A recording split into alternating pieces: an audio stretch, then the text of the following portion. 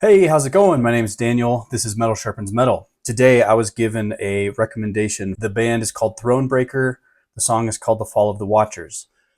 I was told to go into this pretty much blind because of reasons. Obviously, that was intriguing to me because there was something with people don't understand, or there's, I don't know if it's controversy. Those weren't the words that were used, but I have gone in blind as requested, and I'm excited. So let's jump in. Fall of the Watchers. First thing I'm thinking is Nephilim song. The Watchers. There's like, okay, let's just find out.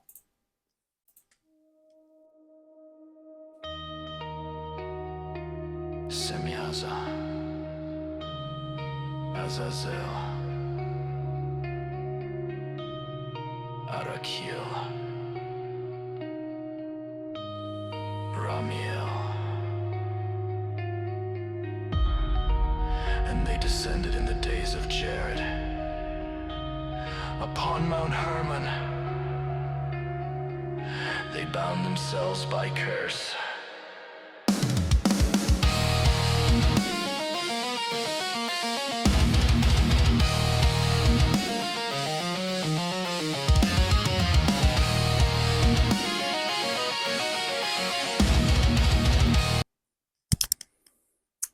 I'm I'm getting vibes. I'm hearing indications. The artwork looks a little AI-ish, and the guitars, like there was some kind of phasing thing with those, like the tapping or whatever that was way too clean, and there was like this weird little phasing buzz underneath it. I'm not even an audio engineer, and so I'm using terms that are probably wrong, but I have thoughts. 200 strong with wings of flame came down to earth and burned their name.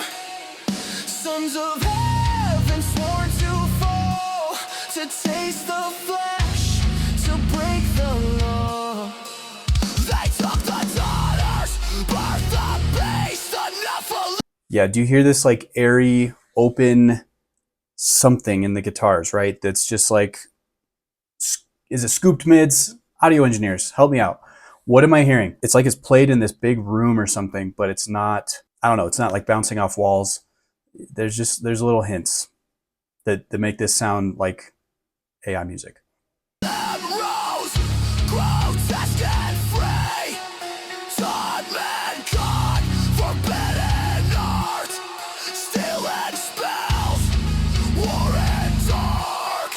Visions, root and flame, eyes now open, souls in chains.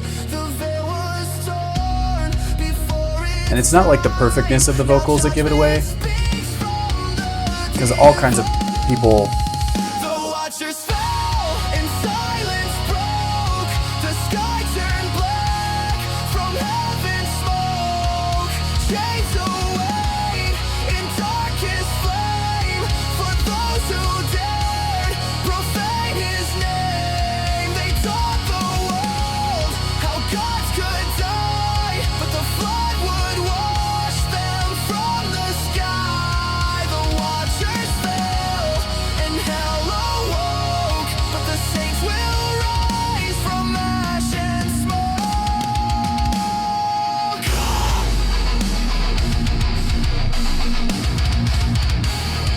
Kind of a panning effect there.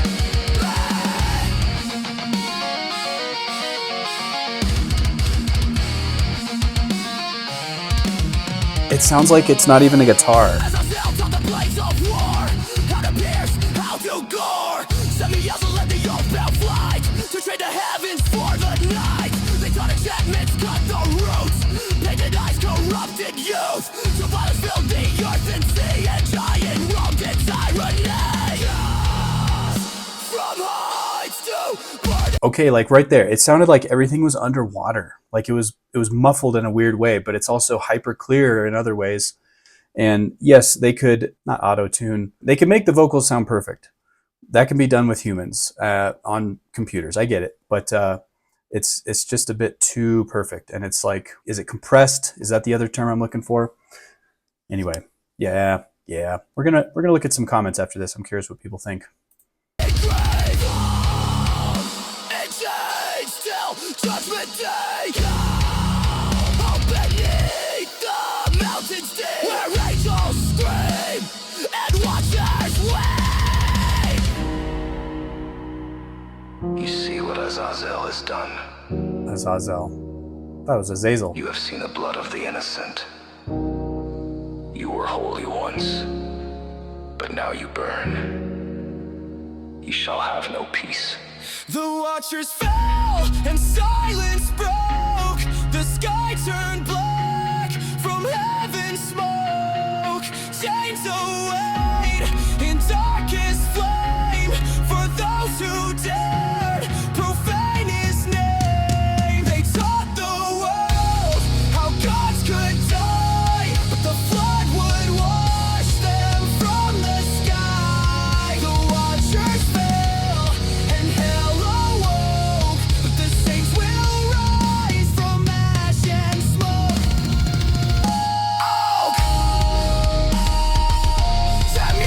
Wow.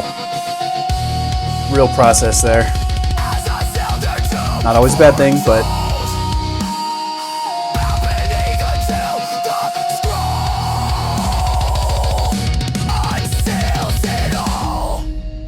effectively turned the vocals into a synth pad right there. That was interesting. I mean, it's a pretty cool song. Like, the melody's catchy, obviously, but like, it's okay. There's not many helpful comments here. 46,000 views. Let's see, Thronebreakers YouTube. Yeah, I mean, like, you know, we got AI art here. I mean, okay, right here. Glory to the King Most High. Besides asking a computer to draw Jesus for you, which is, this just strikes me a little weird, right? It's not bad to use AI art. I mean, that's what Reform did for their first album, but they all actually made it with themselves, you know, with humans. I think the drums were programmed, right? But like, other than that, that was created entirely by human fingers. I want to listen to one more. In the beginning, there was only his voice, and his voice spoke life. I pray for the sun, the moon, the stars alive. You hear that? He wrote eternity across the sky. Day 5, let the oceans roar. You know, and it's interesting because I feel like if you pay for a better AI model or access to whatever it is, you may not get those artifacts. You may not hear as much of that. It may be harder to discern without using, you know, software or something, but it sounds recognizable. And the other thing I was going to say about that song is it was a little odd to have that very like heartfelt emotional ballad feel for a song about Nephilim getting blowed up by the flood. that was just a little bit of an odd choice. Okay, so AI and music. I've touched on this in a couple of my other videos. Just right up front, I'm not a fan of that. I am not a fan of people promoting it as like, here's this band that's putting out these amazing tracks and you should listen to it, it's amazing. And then people, you know, are like, hey, have you heard this band? Well, it's not a band. I mean, let's just be real with what we're talking about. And looking at their page, like, there's no indication that it's AI. They don't, actually, how do they do this? Sometimes it's interesting. How do they give credits in the automatic YouTube upload? Provided to YouTube by Amusio AB. Oh, well, they're, okay. Vocals, Pastor Danny AI. And this is what YouTube puts up when they just like auto upload music. That's not because of AI or anything like that. They put that metadata somewhere and they said Pastor Danny AI did the vocals. So, okay, sure. You're having some level of truth and clarity here. I do appreciate that. Some of these bands will really intentionally try to not touch on that. And they'll say things like, it was composed by, it was created by, and then they put their name. So, you know, attribution. Attribution is one issue, right? Who made that? You typed in some words and then a computer generated what they think you wanted to hear based on those words. Maybe you did tweaks, you went back and forth, but who really made it, right? That's one problem with AI and music, I think. So you're not a robot, are you? No, I'm not.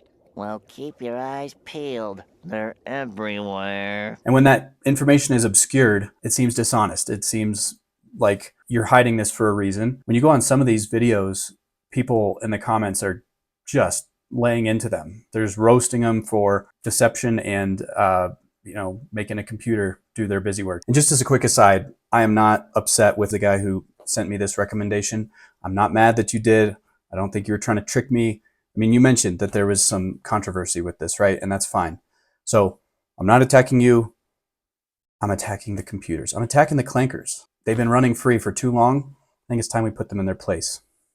Michael Scott, he knows. The machine knows! Stop yelling at me! Okay, and I went back and looked at his original comment. He said that a lot of people are opposed to this artist, and he was asking for me to go in with an open mind so that, he could hear my thoughts.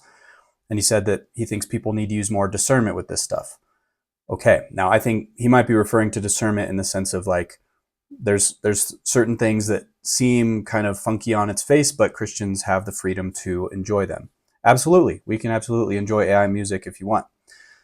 I'm not going to be among that rank just because as a musician as well, I use that term so loosely. I had to actually go through the work of putting together music with people and, driving to the recording studio and getting those takes and working until I had some blisters on my hands. And it's actually very enjoyable to go through that process. And it's way harder to put out 10 songs like that than by typing it into the computer prompt, obviously, right? But I do appreciate the suggestion. It gives me a chance to talk about some of these things, open up the conversation. It's just not something that I'm going to be enjoying or putting much weight behind. It's like it's weightless. It doesn't have as much gravity, AI music. When you hear a very cool song from the song that he commented on was Wolves at the Gate. When those guys put out a song, and you listen and it's amazing. And that they put a lot of thought into it. They have a lot of authority and gravitas in the way that they write and sing and they talk about, real things. When a computer's doing it, it feels as weightless as electrons.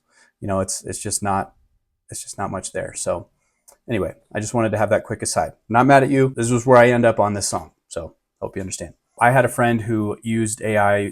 He wrote the lyrics himself and then he said, hey, make a song in this style. And he gave it to his wife as a gift. Cool. Like he put in some effort and he made something for his wife. He doesn't know how to write all the guitar parts. That's fine. And that's just a gift that a husband and wife were sharing with each other. Awesome. But when you start putting this out and you say, hey, we're this band Thronebreaker, there's no pictures of us and there's no interviews and we'll never play a live show. It bums me out. And I know a lot of people will just listen to this in the gym or on their drive and not give it a second thought. Okay, fine. Like you can listen to whatever you want, obviously. For me in my house, we don't serve the computers. I'm not going to be really interested in that when I know that it's coming from a program. You just typed in some words and this is what came out. It feels like manufactured emotion, manufactured intensity. That hurt my feelings. It diminishes the effort of humans actually working in music, I think. And if you're getting money, that's real bad. There's stories of these AI bands getting big on Spotify, having huge amounts of monthly listeners. Who's making the money off that? Is it the person who typed the prompt into the computer and did minimal work to get it out there? You don't need a record label. And I'm not one of those guys that thinks like you need to go through a record label and be all traditional and stuff. You can self-produce music, absolutely. But when you aren't super upfront with exactly how you made this and telling people like, hey, there's never going to be a live show. I don't know. Maybe there's a story. Let me know out there if there's a story of an AI band that somebody made that got so famous and popular that real musicians said, we will play these songs and go tour. I'm curious, has that ever happened? It'd be weird. And then at that point, it's like, well, why do you need the computer? You just write your own stuff. And then it's more interesting. And that brings me to another point with AI music. It's compiling a bunch of stuff within a genre and saying, this is how I would write a very middle of the road song in X genre.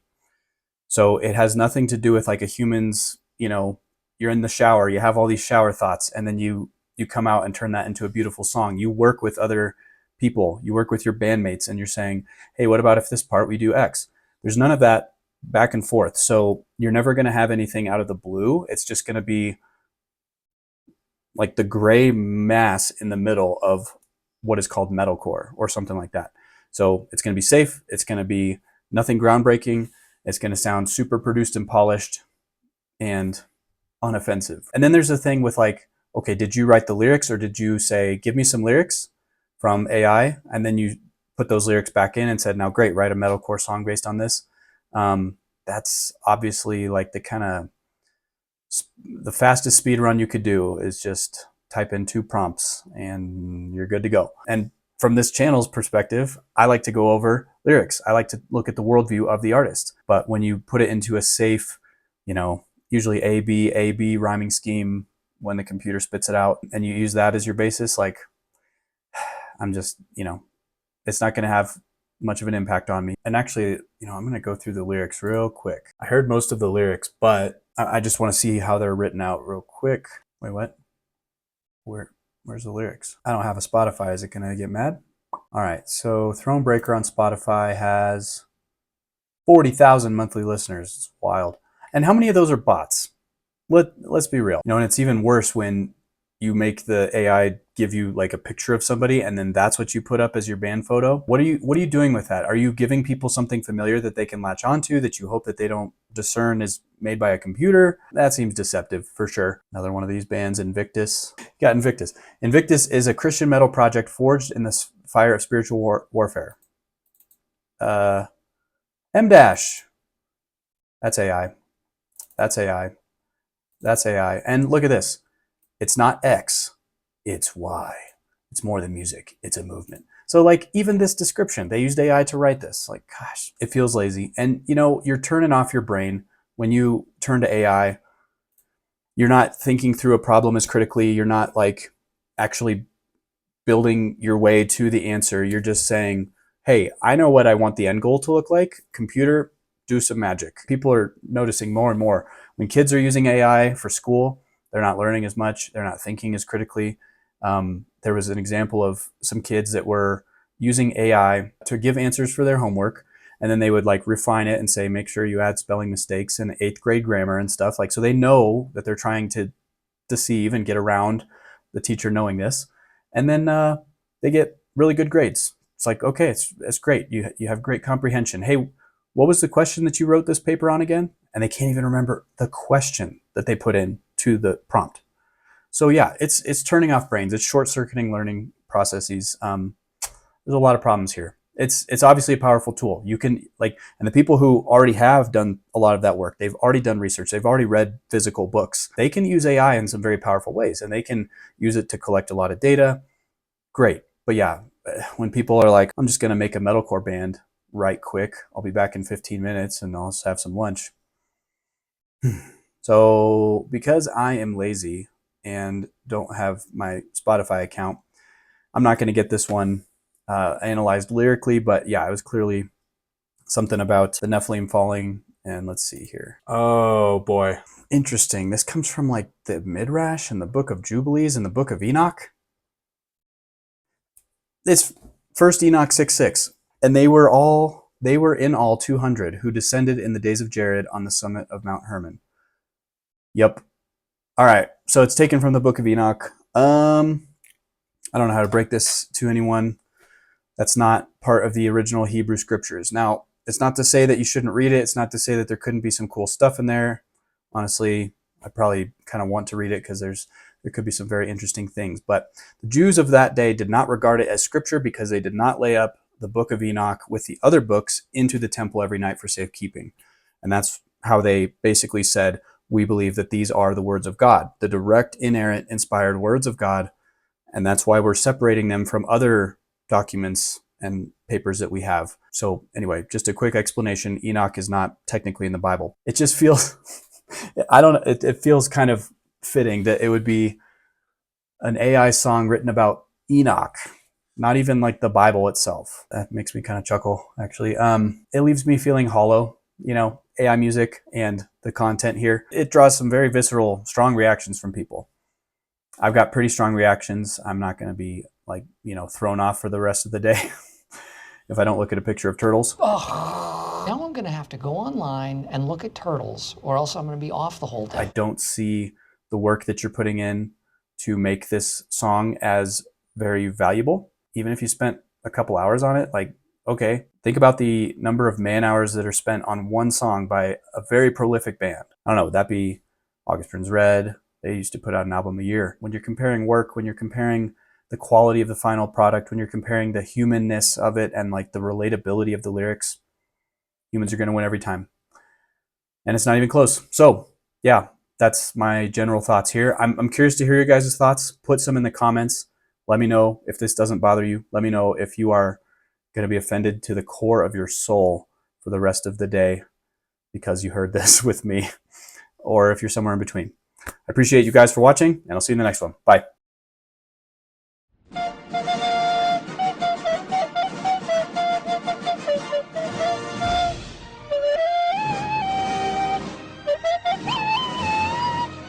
It's a weird